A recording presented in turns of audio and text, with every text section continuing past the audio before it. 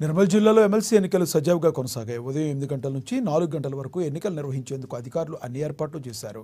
ఎన్నికల నిర్వహణ కోసం అధికారులు 46 పోలింగ్ కేంద్రాలు ఏర్పాటు చేశారు.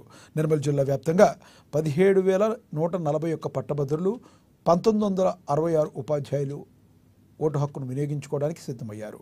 పట్టభద్రుల ఉపాధ్యాయులు తమ ఓటు హక్కును వినియోగించుకునేందుకు ఉదయం నుండే పోలింగ్ కేంద్రాలకు చేరుకున్నారు. జిల్లా వ్యాప్తంగా 13 సమస్యాత్మక, 1 అతి సమస్యాత్మక పోలింగ్ కేంద్రాలుగా పోలీసులు గుర్తించారు. జిల్లా ఎస్పీ జానకి శర్మల ఆదేశాల మేరకు పోలింగ్ కేంద్రాల వద్ద 200 మీటర్ల పరిధిలో ఆంక్షలు విధించారు. పటిష్ట పోలీసు బందోబస్తు చర్యలు చేపట్టారు.